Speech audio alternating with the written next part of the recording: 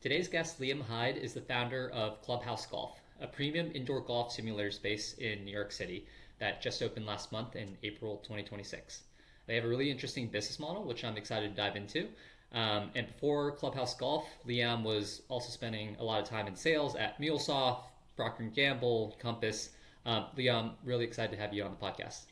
Thanks for having me. Excited to be here. All right. Well, I'm excited to dive in, but briefly, maybe we can touch upon what you were doing before Clubhouse Golf and how this all came together. Yeah, definitely. So I basically graduated from Indiana and then found myself, I was actually going to go to San Antonio um, to work at Procter& and Gamble, ended up deciding to not do that, and then got a job at MuleSoft slash Salesforce, and then just found my way to New York. Really just wanted to be in New York in general, and this was a great way to get there. And then so basically worked my way up at Salesforce, started as a BDR, cold calling, cold emailing, and then got to the account executive role where I was selling basically an integration software that Salesforce owns. And it was great. I mean, it was a lot of great learning experience. And, I wouldn't say that it was my dream job. And I kind of always knew that, but I did know that there was always something to learn from what I was doing. Yeah, So then I was there for about 5 years, and then that's kind of where we are now, to how I ended up jumping into Clubhouse. I see. Well, I mean, even if it wasn't, the perfect job, it got you to New York, which is Definitely, where you wanted yeah, to be. So, exactly.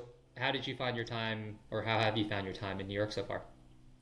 Um, I I honestly love New York. Like I don't know if I'm ever gonna leave. I'm from LA originally, and Yeah, I think a lot of people will compare the two, like the differences, but I mean, you're in LA right now, like they're so vastly different in terms of like what they offer.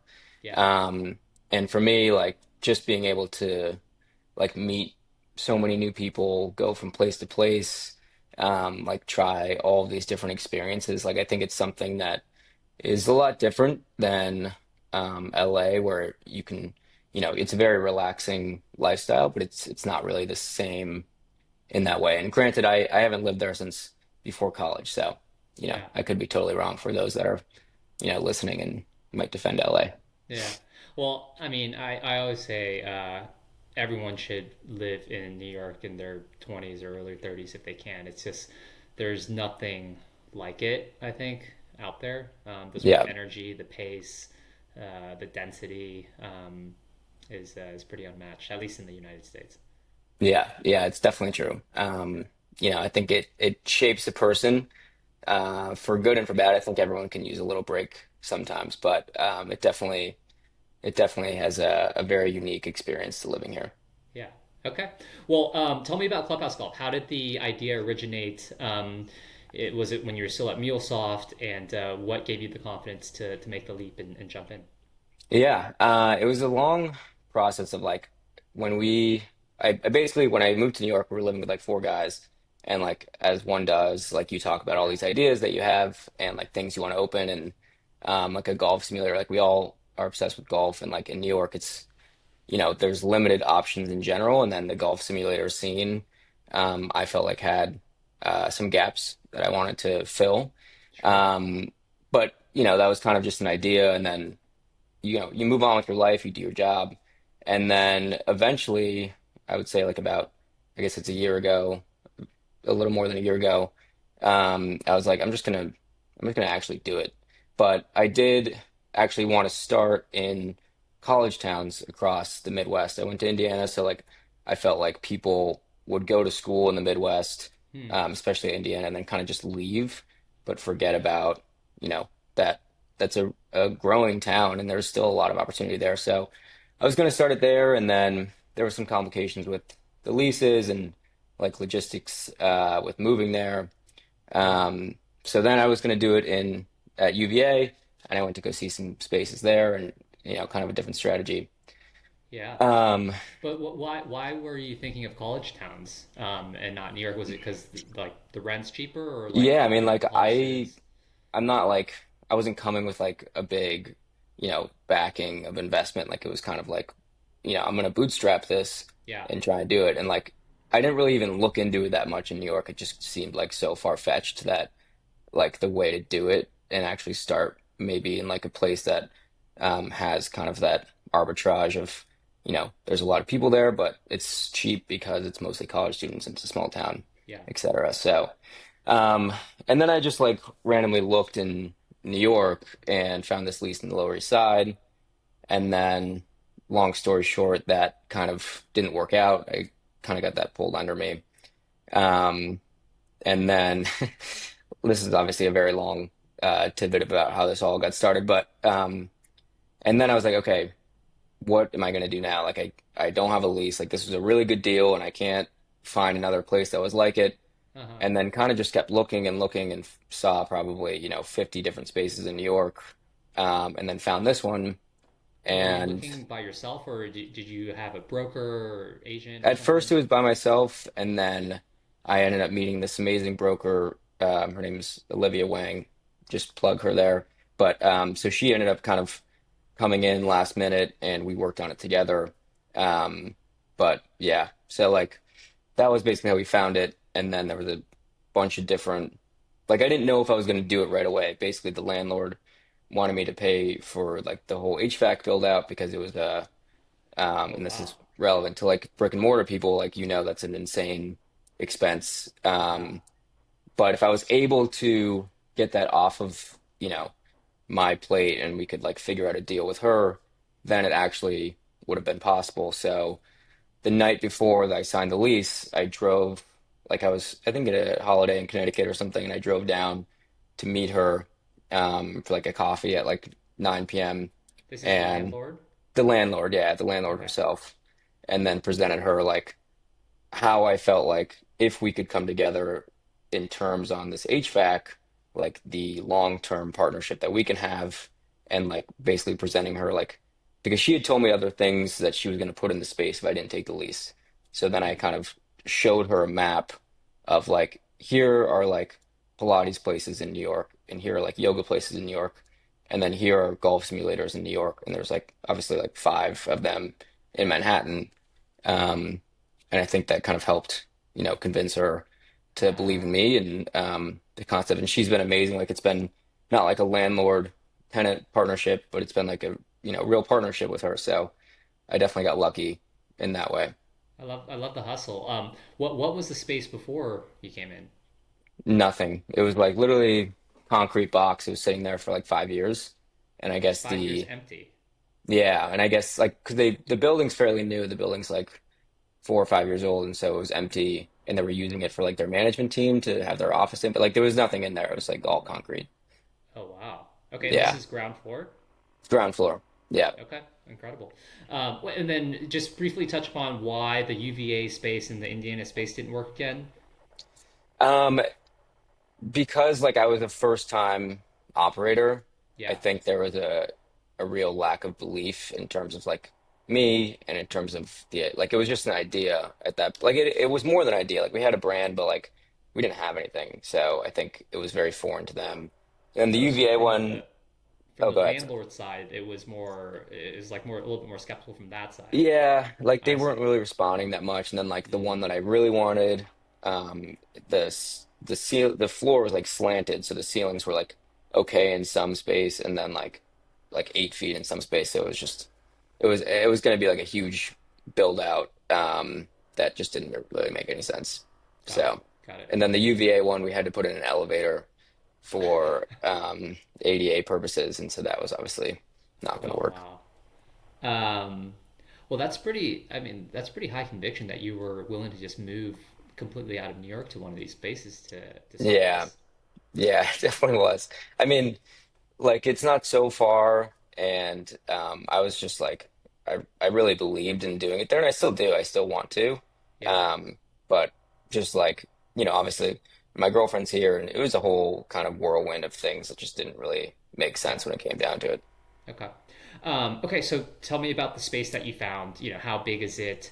Talk to us about what you had to do with the HVAC to convince the landlord. What's rent going? How long is the lease? We'd love to learn a little bit about the nitty gritty. Yeah. So the space itself is about 1,200 square feet, and like with the golf simulator, it has to be fairly specific in terms of the layout. And this one really worked out well because it's basically just like a large rectangle. Hmm. So, I knew right away that it was going to work.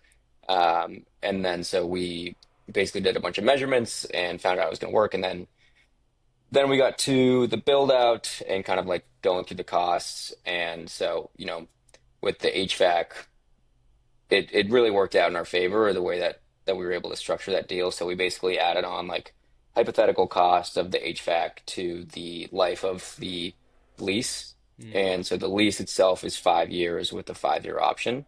Um, so, first time operator, like I think we were both kind of hedging our risk a little bit in terms Yeah. of if it doesn't work out for me or if maybe it doesn't work out for her either way.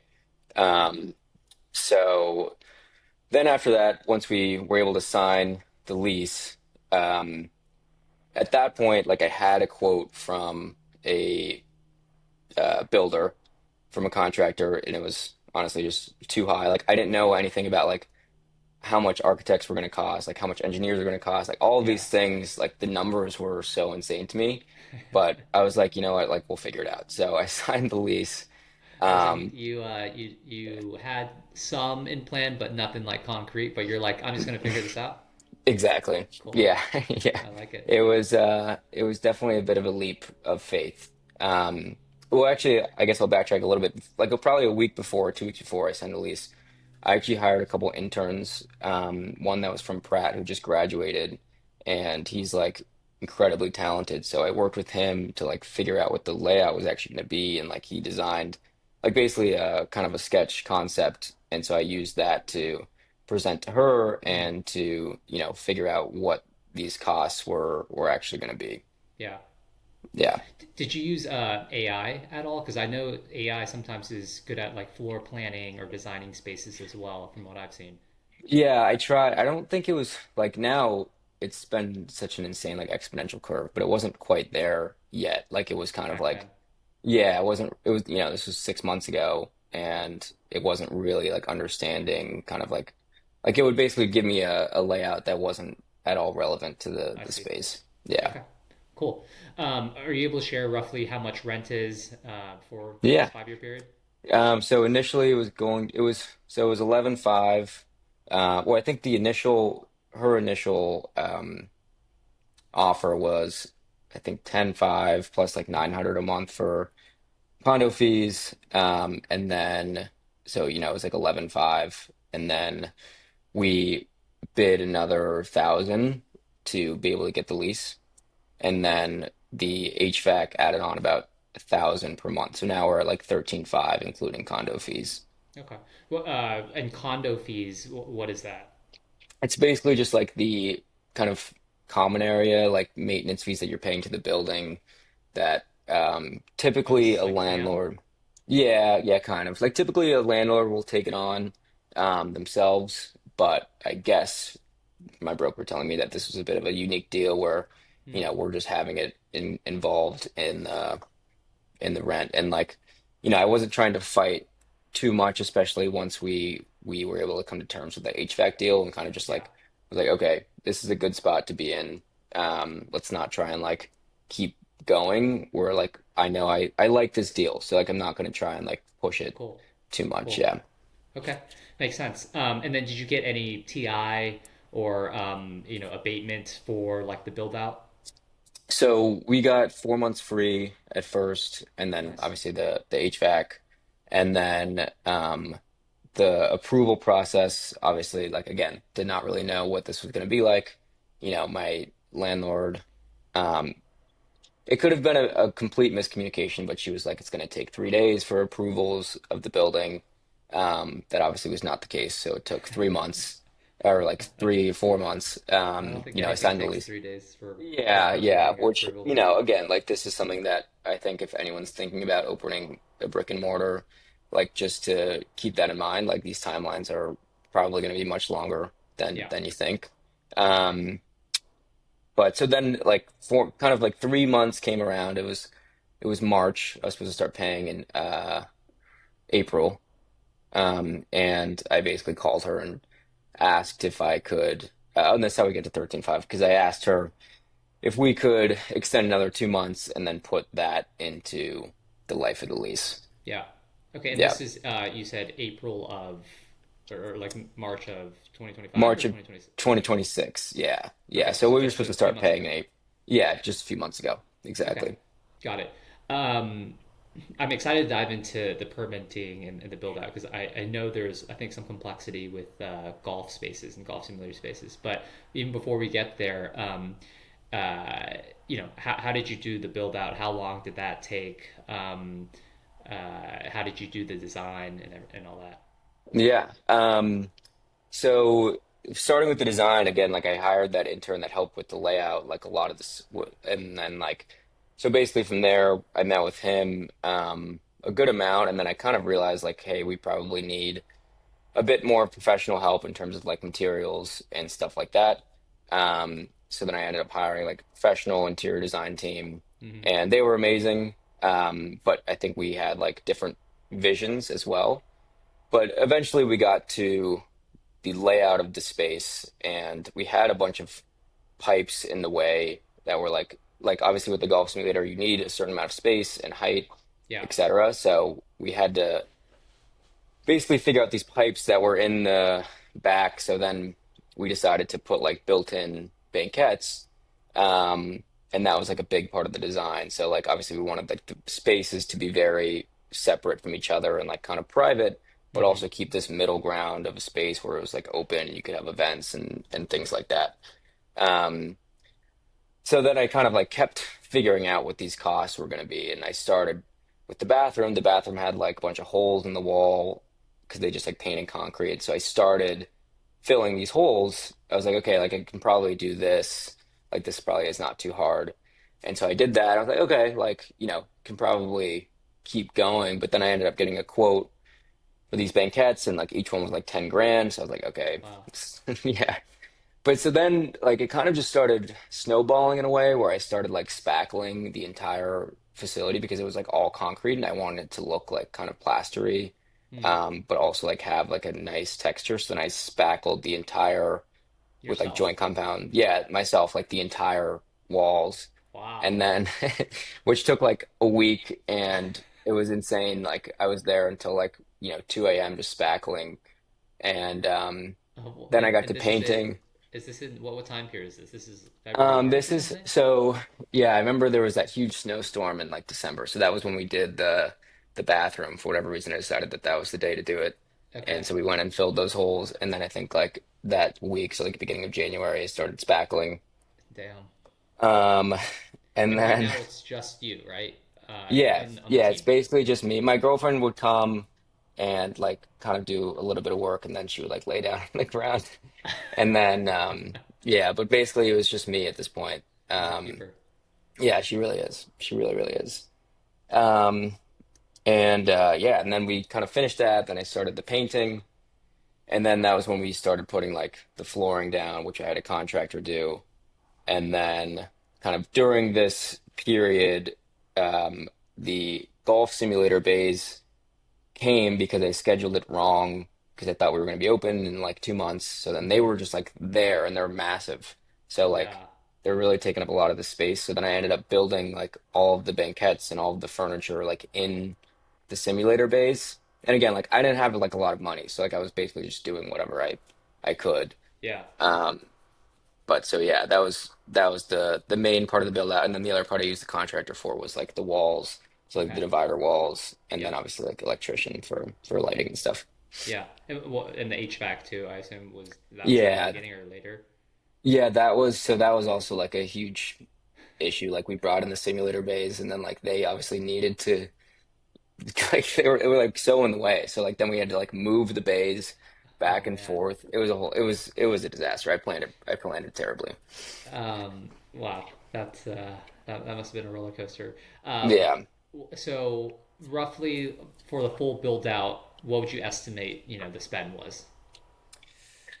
We are still calculating everything. I would say like including the including the down payment for the lease, which is like 46K, I Yeah. would say it was like 250 to 300. Okay. And this is still bootstrapped or raising a Yep. little bit from Yeah, I family mean, friends? um, I had a couple friends that gave me a little bit towards the end. So they gave me like 25 in total. Yeah. And then my parents helped out like kind of halfway through, and I was like really stressing about money and Yeah. everything. So they ended up giving me 15, which was really, really nice of them. And then so yeah, and then also for people that are listening, this was the biggest thing that I found, which is the Hebrew Free Lending Society. Are you Hmm. aware of that? No. So basically, if you're starting a business in New York, you can apply to the Hebrew Free Lending Society, and they Huh. will give you a 0% interest loan with 3 months deferral of your payments. And then after that, they just like take it out of your account every month. But lifesaver, like absolute lifesaver. I've never heard Um, of this. yeah, I mean That's I didn't either. I was incredible. just like looking on like New York.gov resources for like ways to finance and things like that. Um, and Are, are there requirements to be approved for a loan, or I assume you present a business plan or something? And yeah, how yeah. much So can you you take basically out? you present to them. You can get anywhere. I think I forget the numbers, but it's up to 60 grand you can get from them, and you Okay. basically present to them and give your um, cost estimates and your projections, and they go through a basically a review process with their board, and then you either get approved or denied. And I was lucky enough to get approved from them. And just so I understand, they will defer payments up to 3 months, and then even after 3 months, it's 0% interest. Correct. Yeah. Wow. And what's like the Yeah. lifetime of the payment? Is it a year, 2 years, three Mine years? is 2 years. I think it's up to 3 years for your payment. That's incredible. Yeah. What's in it for them? I think you might have to interview them. But really, I like should. they're a nonprofit, and I think they've been around for a long, long time, and it's just something that they've done for helping New York in general. I I think they love have that. actually across like a lot of different states, but yeah, I mean, if there's anything else, if there's anything that comes from this interview, it's definitely to at least look at that and apply if you need some extra funding. Yeah, and you said it's called the Hebrew Free Lending Loan Society. Lending Society. Okay. Hmm. And you don't have to be, I assume, like Jewish to do this, or You don't have to be Jewish. You have to live in New York you just if have you're to live in starting a New York. business in New Okay. York. Yeah. And then you have to get, depending on the amount that you're applying for, you have to get two guarantors that are both in New York. Okay. That's an incredible resource. Thank you for sharing that. I'm Yeah. sure the audience will find that really helpful. Okay, well, you have everything in place now, right? This is like as of March or As of literally like the last day, before opening. April 12th at like 5 a.m. That's when we got it already, which we opened on April 12th at 10 a.m. Oh my gosh! And I think I read a post or something. You were up till 6 that day preparing. Yeah. Yeah, that was a long night. We went to bed at like 6, I woke up at like 8. So it was basically a nap. And then if there was anyone at the opening party, I was a zombie, so apologies Uh, about that. um, well, that's still incredible that you were able to build out the space pretty quickly. Uh, what was the reception like, or what has been the reception like over the last month or so? It's honestly been better than I was expecting. Like at first, like when people came to the opening party, like we built it in a way that I wanted to be like so beautiful and also like feel like golf. Like I wanted to feel like a clubhouse because I felt like initially that was what was missing with indoor golf was like there was kind of a divide between golf in general and then like indoor golf, which kind of so there was never that connection, and so that's where I wanted to put Clubhouse in that middle ground. But yeah, I mean, like everyone who walked in was pretty amazed, which made me feel obviously really good and Yeah. relieved. Because like I was in it for so long, I was looking at like every single detail, and so yeah, So it's been going better than, I expected for the first couple months. And yeah, I mean, How have you been getting the word out? so initially, like it was, when we did a few posts back when we were like doing a coming soon, I reached out to this account, oh, New York openings. I forget what the actual name is. I'll have to send Yeah, it to you. yeah, But yeah. I follow that account. yeah, They're great. yeah. So like, and they usually do restaurants, so they were nice enough to give me, a post on there, and so that created a ton of buzz, which was really, really awesome. And from there, like other people had reached out to kind of post us or feature us, and then so it's kind of that snowball effect. And then recently there was another account that was pretty big, New York locals, that Nice. found us from that post, and then so they posted, and so that's been um, huge as well. So, it's kind of been that like sort of natural growth. We have done some ads which have helped as well. But again, like I think it's helped that we're fairly unique and we're in like a really good area, and we're kind of the only one in this kind of three zip code radius. So, um, yeah, it's been pretty natural so far, which has been cool. Cool. And how do you describe yourself? Because there's the the Chelsea Piers, which is outside, and then there's the 5 iron golfs in the city. Where does Clubhouse sit? I would say we kind of sit in this interesting middle ground where I want us to be a place that can be for a lot of different types of golfers. Like if you are someone who wants to wake up at 5 a.m. and just like grind Hmm. and, hit 100 golf balls before work, Yeah. like we can do that. If you're a place where you want to like host a party and like bring all of your friends, like we have this amazing space that's open and fun and like cool that, you can do that as well. Or if you want to bring your kids or your wife. So I feel like we wanted to create this space that is like so inclusive of like Hmm. all groups of golfers because I know there's a ton of like some people like to drink a million beers on the golf course and some people like to not talk to anybody on the golf course. Like there are so many different golfers, and so I think that's where we wanted to kind of fit in that Sure. space. And Yeah. how many hitting bays are there? So we have two bays, Okay. and there's no bar or anything. It's all self-service. Okay. So you'll basically book on your phone, and 15 minutes before you're booking, you can tap unlock door, and then you'll just get door access. And then at the time you're booking, or at the end, you just leave. Okay. Well, I'd love to dive a little bit into the business model because I think it's pretty unique because it's generally unstaffed, right? And then you have key card access to come in. So tell us how it all works. Yeah, it is generally unstaffed, so people will ask what I'm doing all day, which is a fair question. So I will still go there every day. But anyways, yeah, the business model it wasn't necessarily to like get as much money as possible and like lowest expenses because I think there's plenty of ways to spend money in a small business.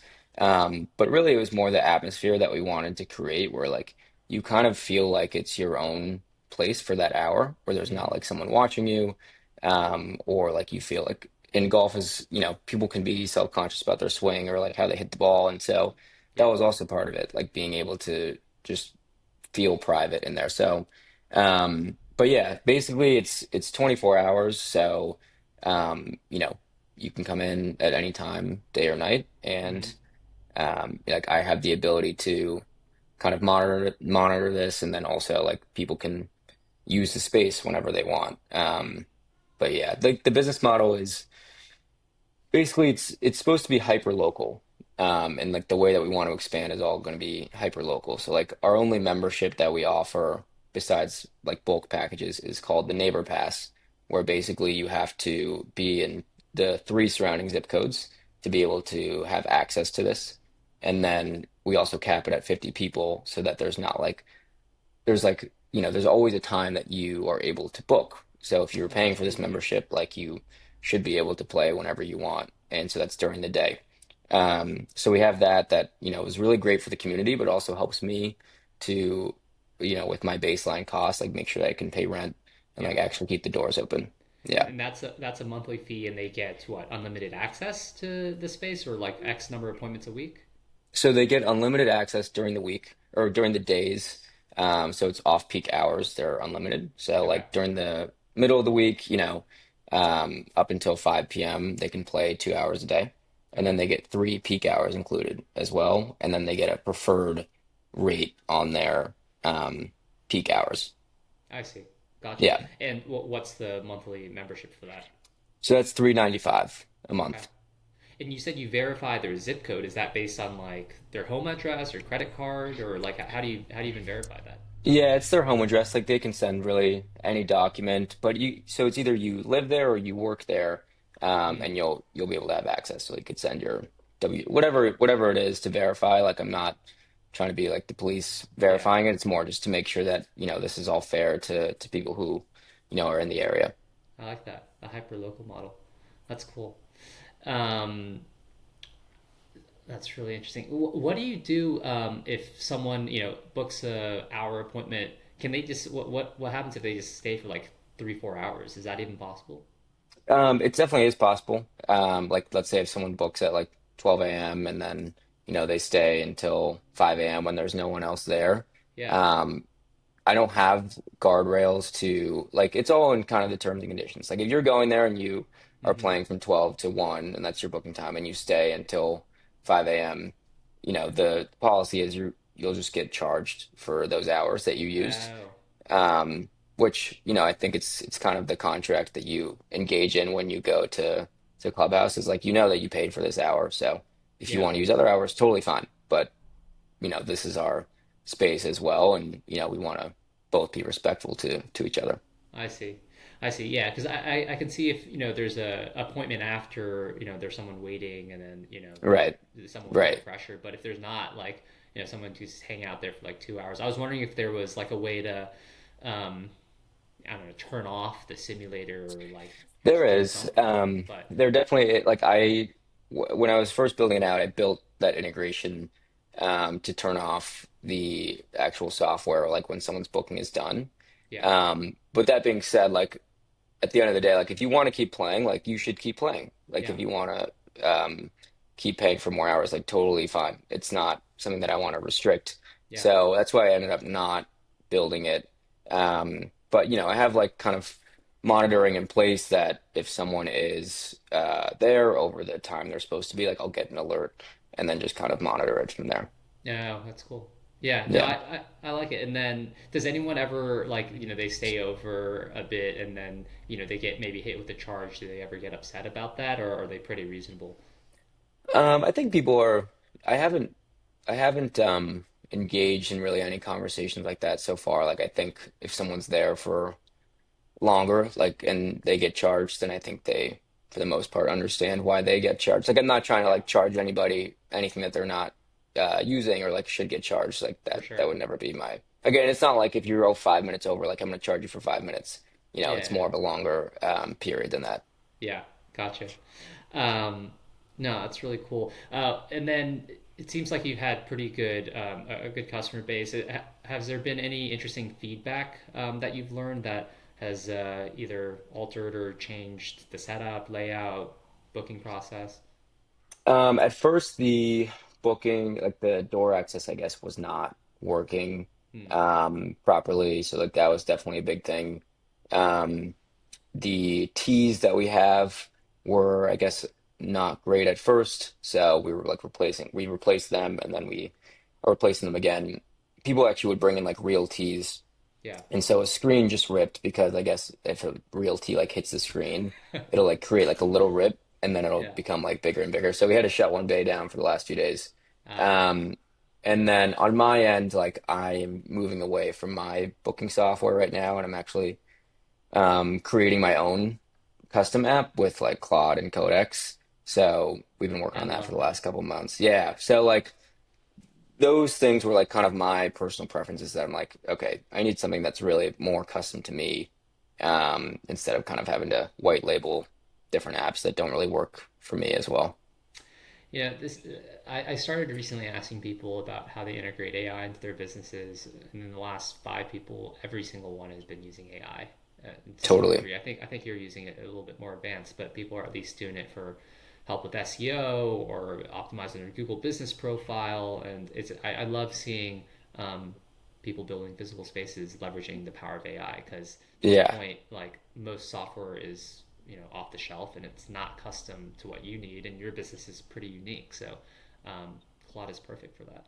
Yeah, no, for sure. I mean, it's me and my girlfriend were talking about it last night because she was like, you kind of started this in the perfect time where like because like a lot of these things that I'm trying to do and probably a lot of people are trying to do, like you need someone or something to like bounce your ideas and like, projections, everything off. And a lot of that will cost money if you want to hire like a business manager or a mentor or whatever it may be. So Yeah, it does definitely help the small business a lot and the person who's, basically solo. yeah. I think it's one of the greatest times to be an entrepreneur with the power of AI. A Yeah, lot of these software things, even in our businesses, could be tens of thousands of dollars with monthly recurring fees, and now with a $20 subscription, you can get something extremely tailored. So 100%. I when I was trying to build a custom app or I was thinking about it, I got one quote that was like $100,000. So then I kind of just basically scrapped that. But then like again, like back to the exponential part of it, like you can do so much now that you know, 5 months ago I wasn't able to, and now, it's fairly comprehensive. yeah. Well, it's funny because I built a mobile app back in I think 2020 2021 with an agency, and we spent about 50 grand, and now ChatGPT or Claude would do it in a weekend. So Yeah. there's clear value creation. Yep. Yep. Definitely looking back at it, there is a lot of things like that. But hey, now you could rebuild it or do something else, which is great. Yeah. I noticed that you're also sort of sharing your story on Instagram, like doing or like inviting the audience in on the build out. And I noticed that's a pretty common theme amongst like younger founders who are like opening physical spaces, especially. How important do you think it is to invite the audience along with you throughout the process? Yeah, I think there from an outside perspective, like if you were to just see like a space that opened, like you don't really get what actually happened before that or like how difficult it was or like why they did it and the story behind it. And I feel like it really adds a ton to going to a space. And I think people also like supporting a small business, more than like no offense to Walmart, but like you'd rather go to a local store than go to a large one. And I think positioning that on social is just kind of it helps, and I think it makes people really connect to you and to the store as Yeah, well. agreed. So, I mean, it's been, I think, a couple months in, or almost a couple months in. How's it going in terms of, number of bookings that you're getting on a daily basis? But yeah, again, I mean, it's we're definitely in a better place than I thought we were going to be at this point. Like I had basically the projections of the ramp period for the first 2 months, and we're basically like already in in the ramp, I would say revenue that I was projecting. So from that perspective, it's been great. The memberships we have about 11 spots left out of the 50. So That's um incredible. yeah, which is great as well, especially in the summer. Like, you know, I wanted to open in the winter, which is where our peak season is, but the summer seems to be still be doing well, and I think it's just kind of a testament to playing golf in New York is a little bit difficult. So people Yeah, are always itching. yeah. Um, so I know in the beginning you were there, even daily, even though it's like a staffless model. But what are you doing now? Like, what are you focused on now? So I'll still go every day and like clean and kind of reset everything. I will eventually hire a facility manager to do that, but as of right now, that's what I'm doing. And then Okay. we are working on, a couple different things. One is we're looking at a new location that's potentially going to be in a different model, but it's going to be like in an office building, still same vibe and aesthetic, but like a different model where it's more catered to businesses. Hmm. And then very focused on trying to build this app and get that up and running by like the end of this month. Yeah. So that's been a main focus of what we're doing. And then there's always just like things that kind of come up General and operational. yeah, you get you Yeah. get taken away with. And the app, just so I understand, this is to help with the booking mostly, just the booking Correct. software. Okay. Yeah, it's basically so we can have everything kind of all in one place. So like you can, one, it'll look better, but two, it'll just be less complicated for the user because right now I think it is a little bit complicated. Yeah. So like for example, right now the app is like at your booking time, you have to like kind of find this tile, click on the tile, and then you have to click again to like open the door. Mm-hmm. And for our new app, it'll be like 15 minutes before your booking, there'll be like this huge tile that will come down and it'll say like unlock door. Mm. And so like just trying to basically like make the user experience much better. And I didn't like there's so many things that go into the back end of building an app that I have no idea that I didn't know.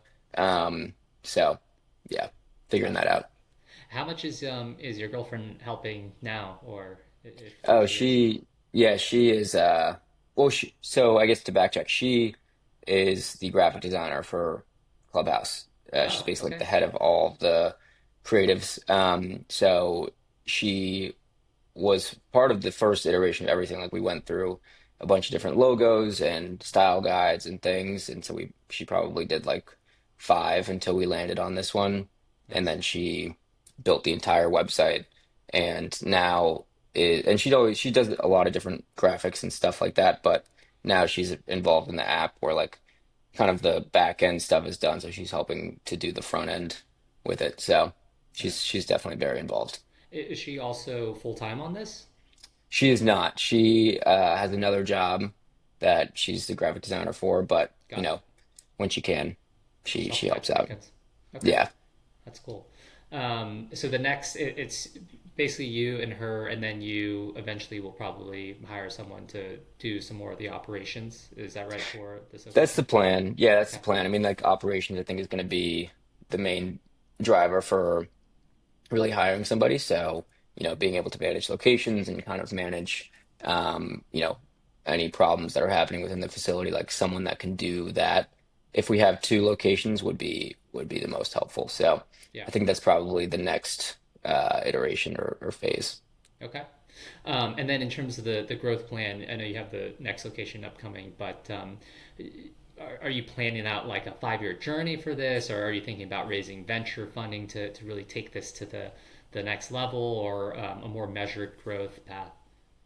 That is the plan. I think, for what we want to do, we want to, again, keep everything very local. So, like, being able to plan ourselves in a bunch of different locations, especially in New York, like, people kind of operate in a, 10 block radius. So, I think there's just still a ton of opportunity Yeah. here, but I think there's a ton of opportunity in other cities as well. So, um, we want to open this next one and kind of still bootstrap this one. And then after that, we do want to raise like a kind of one sum of money and then open, five or six at a time so that we can Hmm. really just kind of have our foot in the door in a bunch of different places.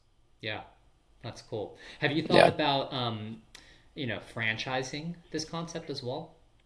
definitely. I think obviously it's very early and we're still figuring out our Sure. brand in the first place, but there have definitely been people that have reached out about it and want to learn more about it, which is really, really amazing and super nice. I want to make sure that we keep what we have in terms of like our culture and like the way that we treat customers and like our brand is not just like our brand, but it's like the way that we operate each place. So eventually, yes, with some control to make sure that like, what we're doing still matches. Like I think this first location is a really good template for what we want to keep building out, like in every way possible, like the Hmm. vibe, the experience, and then also just like the service that we are making sure that we offer to everybody. Like if someone has an issue, I respond in 10 seconds because like, Hmm. you know, it's so important. Like if you're there and I'm not there, I want to make sure that, People are you're not losing compensated. any time. Yeah, Yeah. for sure. Well, how would you describe your culture? Um, in terms of our company culture and like let's say like if I want to keep building all this out, the main thing that I've been focused on from the beginning is just like no matter what some things may cost, like the most important part is like that people's experience is A plus, like every single time, like Hmm. no matter what. So, we didn't.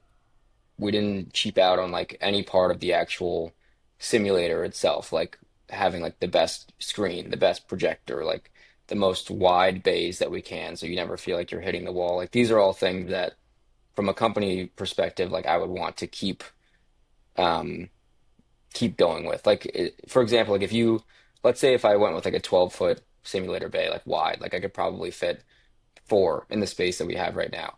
But like Oh, wow. that's not gonna be like the experience that we want people to have. Like we want Mhm. people to feel like it's private and premium and all of these other things that I want to make sure that we're sticking with as we go along. Um, so So delivering a exceptional customer experience no matter what. I like that. yeah, Cool. definitely. I also heard that it, permitting for golf simulators or bays in the city is a pretty weird process. Is that right as well? Like it's not as easy as like I'm opening one up, I can just put a golf simulator in, or is it? There's definitely like zoning restrictions for a lot of different places. Like I think it's really location specific. Hmm. Um, but like we also sell different merchandise and stuff like that. So I think, you can categorize it in different ways where Hmm. it's fitness or it's retail or it's things like that. Because we're not like a bowling alley. That's not really what we're trying to open. And we're not like a 5-iron where we have alcohol and Food, drink. Yeah. food, drinks, like things like that. Like we're kind of a unique space in that way. Gotcha. Okay. Well, that's exciting, man. This is a cool concept. I love the 24-hour model and just like the ease of check-in. I've seen those done in some gym concepts and some co-working space concepts to some success. So I'm rooting for y'all as well. I appreciate Um, it. so looking back on this journey over the last year or so, and with the knowledge that you have now, is there anything that you would have changed if you could go back? Um, Someone else just asked me this recently, and I would say first thing is definitely get everything in writing. Always, like every conversation that you have with literally anybody, always like have some sort of a paper trail, so there's never like any he said, she said, Yeah. things like that. Because we did run into some hiccups in that way. This is in Um, regards to the build out, I assume. yes, yes, to Okay. the build out.